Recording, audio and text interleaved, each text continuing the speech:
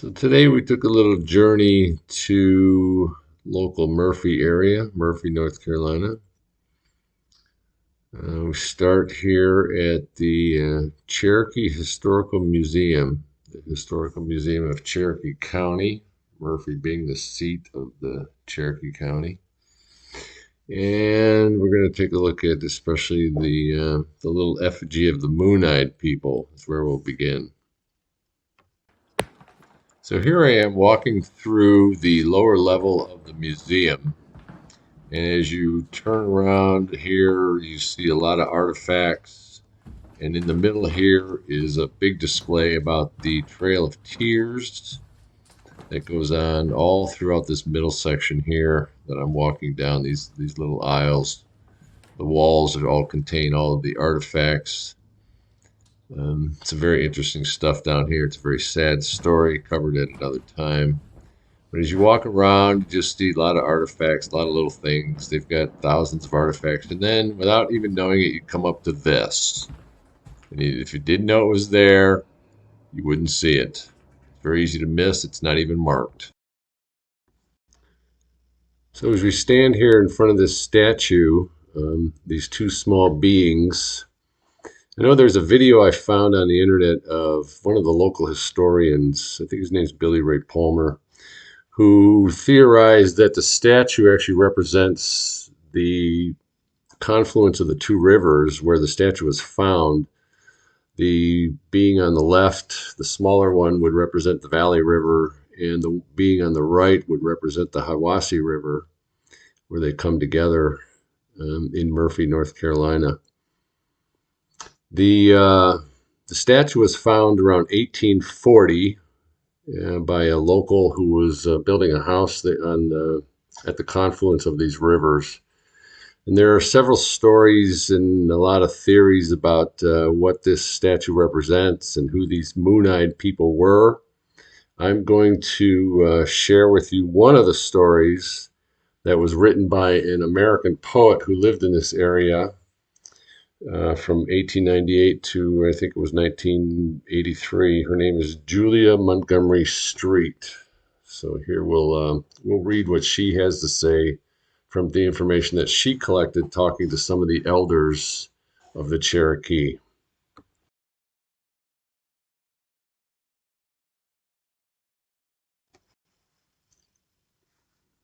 In the long, long ago, before the Cherokee came from their homeland of great snakes and water monsters to the mountains of blue smoke and sparkling streams, so say the old men, there lived in these beautiful hills and glades a race of men who were not Indians. These men had white skins, bearded faces, and blue eyes like the sky, and they were here even before the lusty Spaniards who came seeking gold. They possessed all the land from the Little Tennessee River to Kentucky, with a line of fortifications from one end of their domain to the other. These white men lived in little houses of logs and mud, dug out from the inside, and they never emerged from the rounded dwellings in the daytime because they were blinded by light. They came out only at night, in the dark of the moon, to hunt, fish, build their mounds and fortifications, and carry on warfare. During the full moon they were stone blind, and so they were called the Moon-Eyed People. Once at the full of the moon, say the old men, the cruel Creeks came up from the south and drove the Moon-Eyed People from their beautiful homeland. Whence they came and whither they went are equal mysteries. But it is told that they were driven far to the west toward the setting sun and vanished into its light.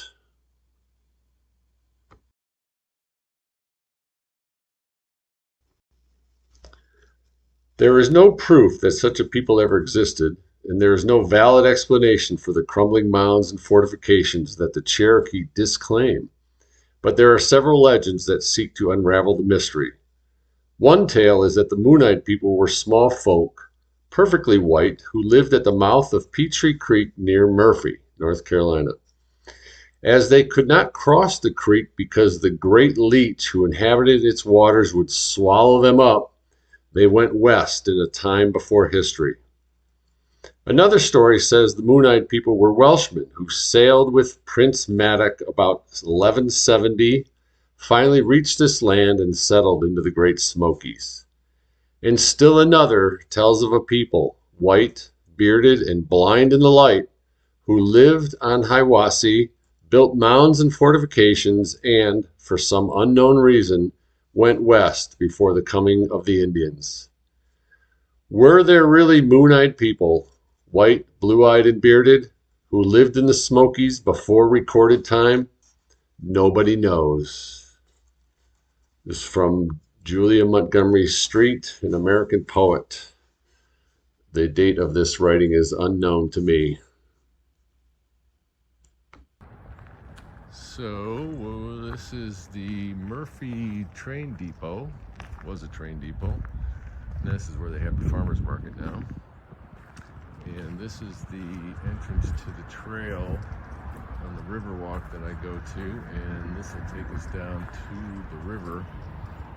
This is a marshy area that has been underwater when I've been out here before. But right along the banks of the river. But it's very lovely when it's dry. I've seen it with the water all the way up to these stones here, right in front of us. So this whole thing can be underwater. But this is going to take us down to see where they have the little kiosk for the MoonEyed People right at the confluence of the two rivers, and then over to the Great Leech. Yeah, beautiful day out here. Yeah. Beautiful river. There's also, while we're walking along here, there's also the Hunter Pyramid up there. For some reason, somebody built a pyramid. It's quite fascinating. I forget about exactly what the story is behind that. I'll have to look it up. Yeah. A lot of big trees in here, willow trees, mangrove in here. Yeah, it's very wet down here. And this will turn up into the high ground in a little while, so we'll be back. Really interesting how walking along here you get these rock ledges that span all the way across the river. There's another couple of them over there by the Great Leech that we'll get to in a minute. Quite interesting. As you can see by these signs, and there's a few of these around, it can be very dangerous to walk around this river walk here in Murphy, North Carolina. It's cute. So here we are at the confluence of two rivers. Where I was walking along is the Hiwassee River on my left. You see all of the, it's very low right now, water level. You can see all the ridges and the rock ridges inside. On the right is the Valley River, over here under this bridge. And so they come together and become the Hiwassee River, traveling down into Tennessee. It's an interesting spot, and because behind me, along this river trail, they have a bunch of these kiosks like this with QR codes on them. And this is the one that has the MoonEyed People legend, which I am going to link to and continue this video with some other information. So enjoy the legend of the MoonEyed People. Here I am on the walkway, going from the confluence over to the spot of the Great Leech, which is right down there past that bridge. But one time I was out here, this bridge was barely above water. That's how high these rivers can get. This is quite the floodplain here. So that river was 15, 20 feet higher. This was all underwater. All here. This bridge was almost underwater. Yeah. So when the rains come here in this temperate rainforest, there's a lot of rain. And we'll come up to the Great Leech in a minute. So here we are, the Valley River, overlooking the Leech Place of Cherokee Indian legend, the Great Leech. Blood in the sea, nah, nah. Yep. Great Leech. Look carefully and you'll see an old rock ledge crossing just beneath the surface, used by the Cherokee as a footbridge. It's there the legendary Great Leech was said to be. Yep. Cherokee legend describes the Great Leech with its red and white stripes stretching itself out along the rock ledge, curling up and stretching out again, then disappearing into the deep water below. The water would then begin to boil and foam. A great column of white spray would move high into the air and back down again, sweeping people in its path on the rock ledge down into the deep hole. Many were never seen again, but the bodies of some people were found lying on the banks of the river with the nose and ears eaten off. Those who could run away at first sight of the Great Leech were saved from falling to its prey. Cherokee legend also says the Great Leech traveled from its deep hole in the river through an underground waterway across to the Nutley River near its bend toward Murphy, making water boil there as well. To this day, some say the Great Leech is still there, moving underneath the ripples in the water below. There's a vein of marble in the river. It's also a little town east of here called Marble. There's a vein of marble in the river in the hole where the Great Leech lived. The marble has layers that are red and white, so when the sediment isn't built up, you can see it. It looks like a red leech under the water. Yep, it is. You see these rock ledges in here. Where the Valley River turns 90 degrees. Go toward the confluence. You can see those rock ledges down there, and there's a little stream that comes out over there where all the geese are. Very interesting area. One of the guys I work with says there's a lot of caves around here too. Caves, Sasquatch. He has seen them, Sasquatch. Interdimensional beings. Quite fascinating. And this is one of the great legends of this area. The Great Leech. Sounds ominous too, with the nose and ears eaten off. Oh. Yep. Welcome to Murphy, North Carolina. Yep. Beautiful. The other beautiful thing about this area down here, the streets up there, and you can see these beautiful rock formations sticking out here, right on this corner that I'm standing at. Yeah. Big old rock formations coming all the way down below this platform. It's a nice little park setting here. Going up and down along this riverbank. And here comes a little dog.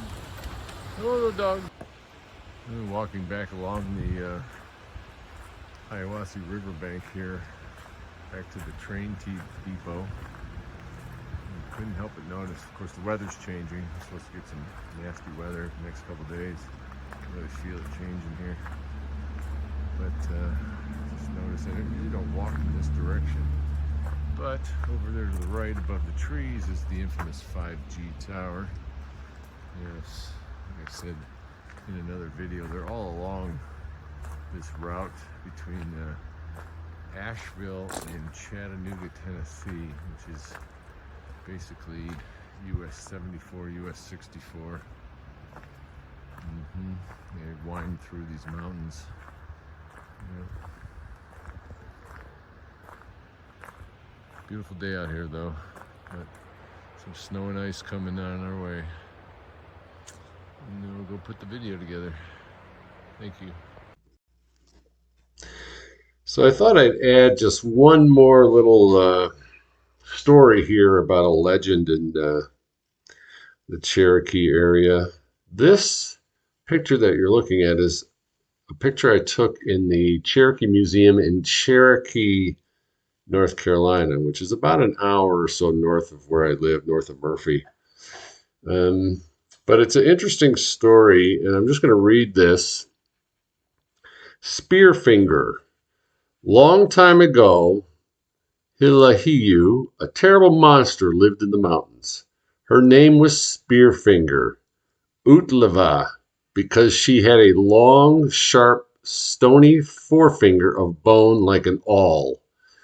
She used to stab people and scoop out their livers, her favorite food. She had a thick, stony skin, but the scariest thing about her was that she could change her appearance to look like your grandmother or someone in your family. When she got close to her victim, she could stab him, scoop out his liver, and eat it without him even noticing. A few days later, he would get sick and die. Excuse me. Finally, the Cherokees held a council to decide how to get rid of her before she killed everyone. They dug a deep pit and covered it over with brush and grass. Soon Spearfinger came along the trail, looking like someone's granny, and fell in the pit. Then she changed into the monster that she was, and all their arrows just bounced off her stony hide. The titmouse, Utsugi, sat on a branch and sang, and the warriors thought it was saying, "Heart, heart." They aimed at her heart, but their arrows and spears bounced off and broke. This is why they say now the titmouse is a liar. Then the chickadee, Sikilili, flew down and lit on Spearfinger's right hand, where she kept her heart clenched in her fist. The warriors shot at that, hit her hand, and killed her. Ever since, the chickadee is known as a truth teller. If a man is away on a journey and a chickadee comes and sings near his house, his friends know he'll be home soon. It's another amazing story. When I first read this, I thought of the movie Predator, the Schwarzenegger movie Predator. But as I read this again, it's very interesting that it brings up the images of the reptilian shapeshifter with the thick, skinny, stony hide and being able to shapeshift. So there's some interesting legends. This is a fascinating one. I've never dug into this one. I just had this picture and I wanted to share it. And I hope you enjoyed it. Hope you enjoyed the whole video. All these legends, the MoonEyed People, the Great Leech, and Spearfinger. It's quite fascinating around here. And we'll come back with another one soon. Aho.